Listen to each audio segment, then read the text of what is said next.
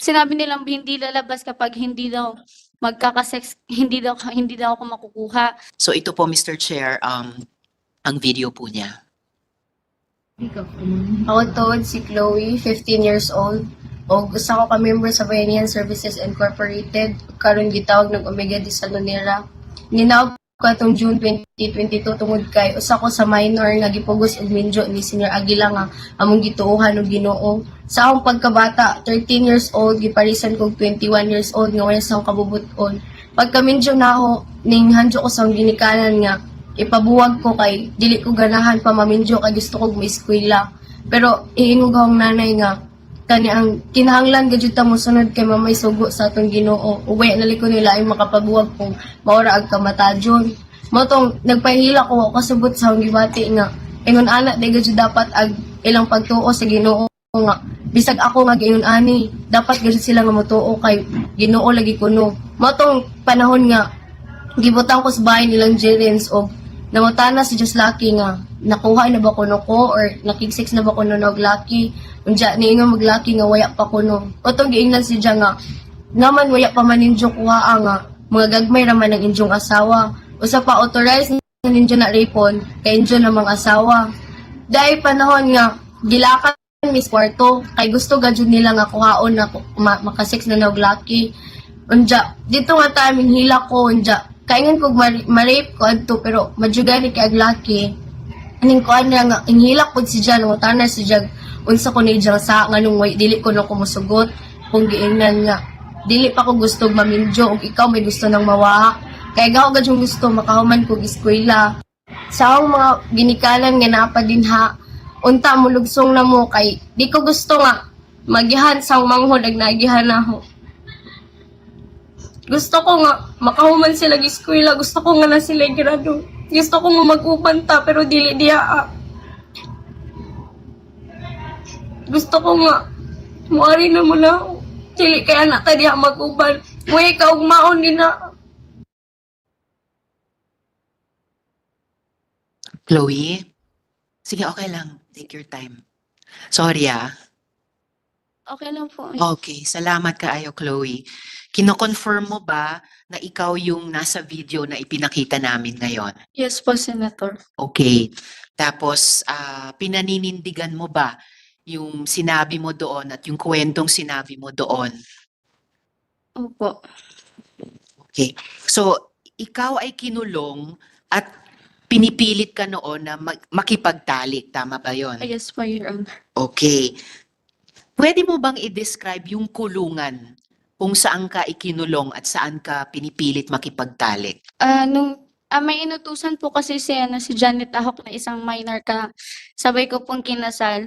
Pinuntahan po ako sa bahay nun kasi sabi niya may bisita daw tapos tutulong kami sa paglilinis or paghahanda dun sa bahay nila. So, sumama po ako dun. Pagpunta ko, pinapasok kami sa isang kwarto. Tapos doon po sinabi nilang hindi lalabas kapag hindi daw magkakasex, hindi daw ako makukuha. So noong time na yung pumasok Sandali. Yes, Mr. Chair. Sino nagsabi? si Janet Ahok, Janet Ahok. may Sabi niya na kailangan makuha ka. may inutusan kasi siyang minor na kasamahan ko. May inutusan siya na kasamahan mo. Oo, na ipapasok kami sa kwarto dapat makuha na ako. Janet Ahok, magsalita ka nga.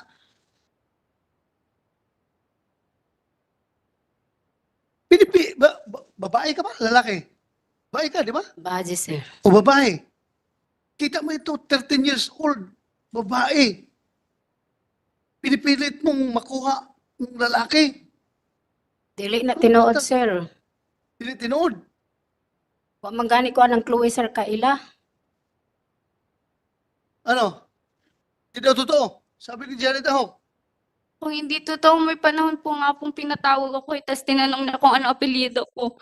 Sinabi ko po yun, tapos sabi niya, tingnan mo nga saan galing yung apelyido mo, tapos ikaw pa yung may karapatang mag-adjust. Yung apo nga ni Mamerto, tanggap nga yung asawa nila ako, pa kaya na saan galing yung apelyido ko. Yung apo ni Mamerto. Ma'am Mamerto. Merto. Tanggap nila na yung asawa po nila. Tapos ako pa nga daw kung saan galing ang apelyido ko, hindi ko na po matanggap. Sino nagsabi niyan? Si Janet po. O, Janet. Dili na tinuod, sir. Ay, sus.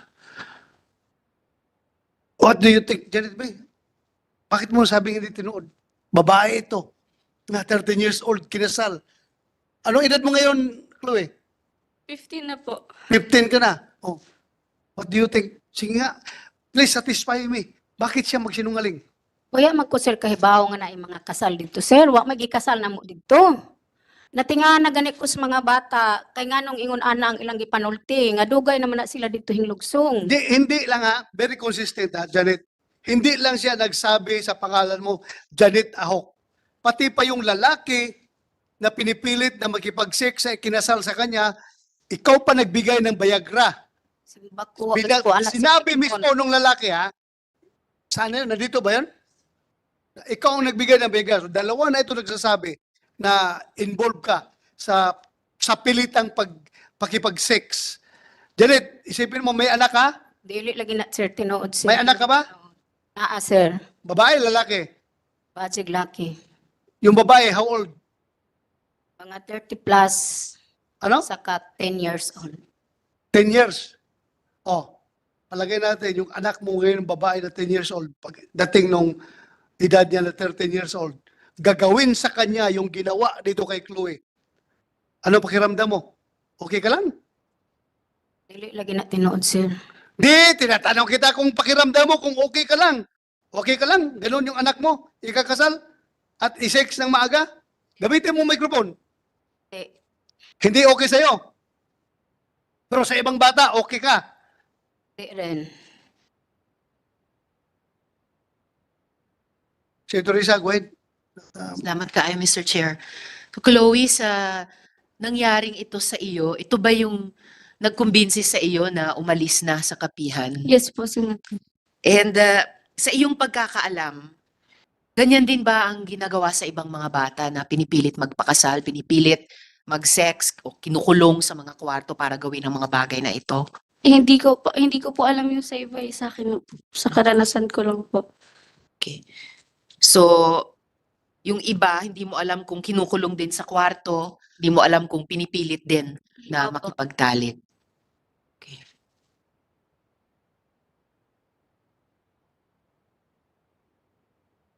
Umberto, Senator Risa, for a while. Yes, Mr. Chair. Maraming apo ka dito na minor na ikinasal. Una, si Mer Luis Angelo Sanico, minor, Mamerto Galanidas grandson, married to Ila Galavia, minor. Tapos, isa pa, si Kyle Andre J. Cunyato, minor, Mamerto Galanidas grandson. Okay lang, kaya pareho lalaki. Sige lang, kahit na minor. Pangatlo, hindi naman talaga okay yan. Alam ko, hindi okay yan. Pero lalaki siya, pero hindi pa rin okay yan. Kayla Cunyato. Ito, babae ito. Minor. When married in Kapihan, Mamerto Galanidas granddaughter. Tatlong apo mo, Mamerto, mga minor de edad, ikinasal, okay lang sa'yo? Your Honor, hindi naman yun sila kinasal. Pwede pa po ako po mag-explain. Sige, explain ka. Kaya nga tanong kita. Unang-una, Your Honor, mayroon palang mga pangyari na ganyan. Halimbawa, yung unang anak ko, babae. Kasi lahat sila apat ay babae. Well, nalaman ko lang, nakasama na sila. Kaya nga, sabi nila, nagkasunduan na kami.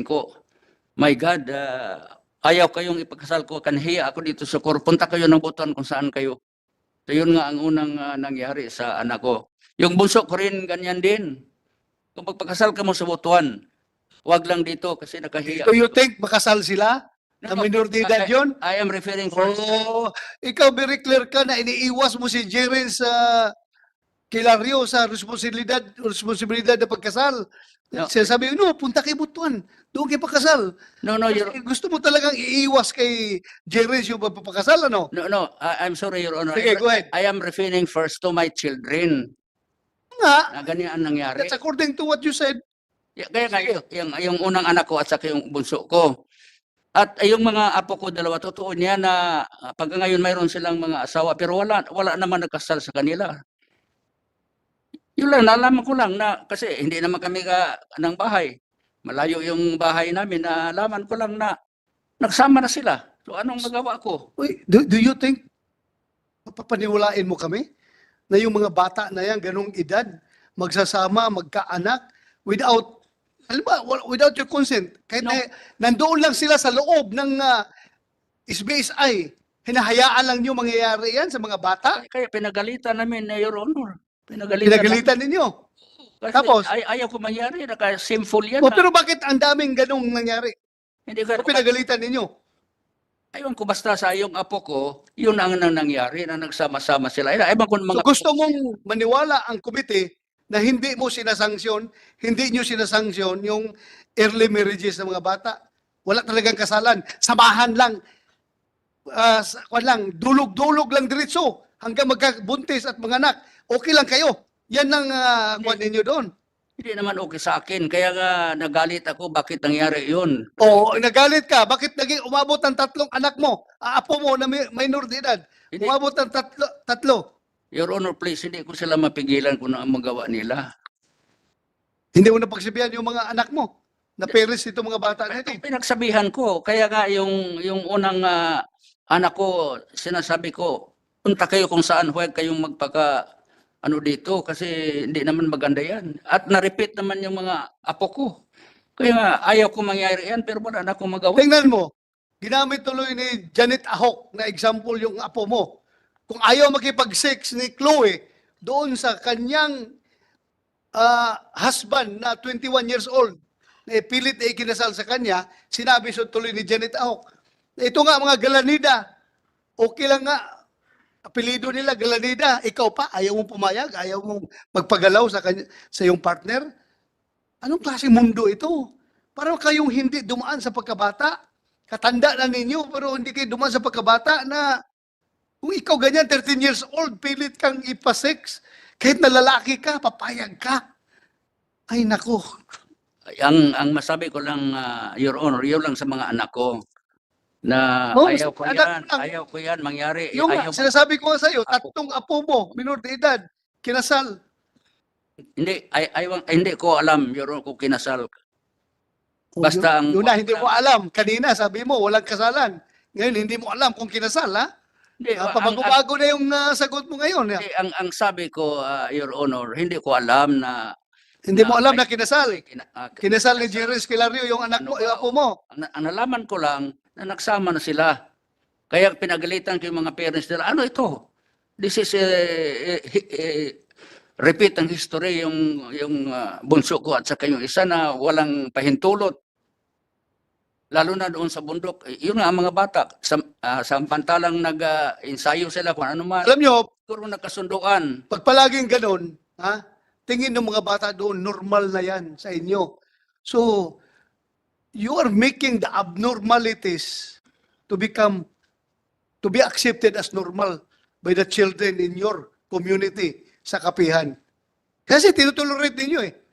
Granting, nasabi mo hindi kinasal ni Jerens. Pero very strong yung mga ebidensya na sinasabi na kinasal ni Jerens yung mga minor de edad na yan. Granting na hindi niya kinasal. Pero the mere fact that it has come to your attention na yung mga bata ninyo doon, mga apo ninyo, mga minor de edad, nagsasama-sama, nabuntis, nagkaanak, wala man lang kayong ginagawa, nagiging normal na tingin ng mga bata yan. Marami kaming ginawa, Your Honor, yung sa apo ko. Ayaw ko lang Kung may ginawa ka, bakit ganun? Umabot 3 apo mo. Ay, naku, huwag mo kong lukuhin. 3 apo mo, minor de edad, nagkaasawa, tapos sabihin mo, may ginagawa ka? Huwag mo akong lukuhin dito. Your Honor, please, I'm just telling the truth na hindi ko Kumanda ka, yung mga umaga pagkabata. Isipin mo kung bata ka, ginaganon ka, pinipilit kang makipag-sex sa isang ayaw mo. minor de edad ka. Hindi mo nga alam kung itong 13 years old ay dinatna na, naging babae na ba ito? O kung wala pa talaga, sus, puto, para kang pinapatay ka talaga. That's grabe. Sobra. Ikaw, Janet Ahok, meron kang anak, si Jomong Ahok na minor de edad. Kinasal, married to Matsay. May anak na sila, isang lalaki. Okay lang sa'yo, minor de edad na anak mo. Janet Ahok, okay lang sa'yo. Ila man ang kagustuhan, sir, wa ko'y mahimo. Oh, yun na. You're a very irresponsible parent, I tell you.